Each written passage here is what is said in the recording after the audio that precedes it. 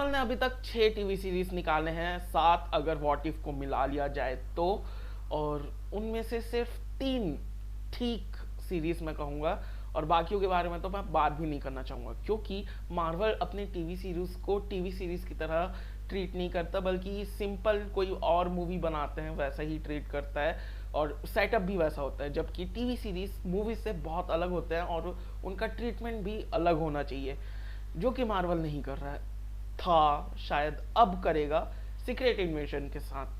Trailer आ गया है उसका और डिटेल में बात करते हैं उसके बारे में। ट्रेलर की शुरुआत से ही हमें पता चल जाता है कि इस पूरी सीरीज का थीम डार्क होने वाला है, एक्सट्रीम डार्क नहीं लेकिन मार्वल लेवल डार्क, जो कि विंटर सोल्जर भी था, और वैसा ही टोन चलता भी है थ्रू आउट दी ट्रेलर की शुरुआत में ही टालोस निक फ्यूरी से कहता है कि तुम्हारे जाने के बाद सब कुछ बर्बाद होना चालू हो गया था, यानी कि बहुत कुछ पॉलिटिकली बर्बाद होना चालू हो गया था, क्योंकि संभालने के लिए निक फ्यूरी खुद यहाँ नहीं था। एक तरीके से हमें मोन्टाज दिखाया जाता है कि क्या क्या हुआ है, जहाँ पर रशिया में किसी ने बम फोड़ दिया है, उसके बाद कहीं पर अंडरग्राउंड में स्क्रल्स या किसी के ऊपर तो एक्सपेरिमेंट्स हो रहे हैं, उसके बाद हमें एक नया कैरेक्टर भी देखने को मिलता है जो डायरेक्टली फ्यूरी से बहस कर रही है। इसी बीच में हमें एमिलिया क्लार्क का कैरेक्टर भी देखने को मिलता है, जो कि टालोस की बेटी, जिसको हमने कैप्टन अमेरिका में देखा था, वो भी देखने को मिलती है। उसके बाद रोडी हमें ये कहते हुए दिखता है कि निक फ्यूरी इस समय दुनिया का सबसे वांटेड इंसान है, यानी कि पूरी दुनिया निक फ्यूरी के पीछे पड़ी है।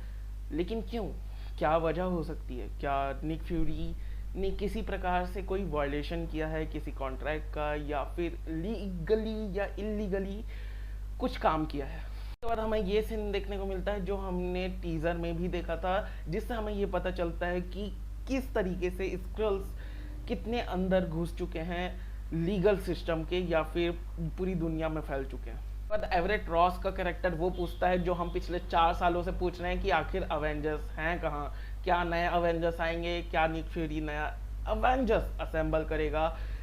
ये सवाल हमें शायद इस सीरीज में देखने को मिल सकता है। उसके बाद निक फ्यूरी बोलता है कि ये मेरी लड़ाई है, मेरी आखिरी लड़ाई है, जो कि मैं बिल्कुल भी नहीं बिकने वाला इस चीज़ पे कि निक फ्यूरी हमें इसमें आखिरी बार देखने को मिलेगा। नहीं, निक फ्यूरी को अभी अवेंजर्स भी असेंबल करनी है, नई अवेंजर्स तो बनानी है, उसको लीड करने के लिए किसी को चुनना भी है, बहुत सारी चीज़ें करनी है, तो ये निक फ्यूरी का आखिरी फाइट तो बिल्कुल नहीं है। उसके बाद हमें वही रशिया में बम फोड़ने वाला स्क्रल फिर से देखता है, जो अपना हाथ बड़े कर सकता है जैसे कि मिस्टर फैंटास्टिक। लेकिन सवाल ये उठता है कि मिस्टर फैंटास्टिक तो इस यूनिवर्स में अभी इंट्रोड्यूस ही नहीं किए गए, तो इसके पास ये पावर्स आई कैसे?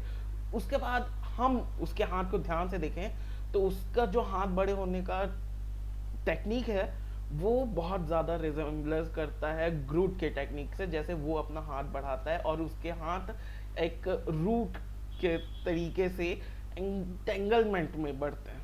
इन स्क्रल्स को कहा जाता है सुपर स्क्रल्स, जिनके पास सेफ शिफ्टिंग के अलावा भी किसी सुपर हीरो की पावर्स लेने की कैपेबिलिटी होती है। सिंपली बोलूँ तो ये स्क्रल्स सारे जितने भी सुपर ह्यूमंस हैं उनके सुपर पावर्स को कॉपी कर सकते हैं, इतना समझ लो। कि अभी के लिए इतना ही, और भी थ्योरीज हैं उसके लिए और भी वीडियोस आती रहेंगी। बाकी मिलता है अगले वीडियो में, तब तक के लिए बाय, और सब्सक्राइब करो क्योंकि सब्सक्राइब करना बहुत जरूरी है। Okay bye.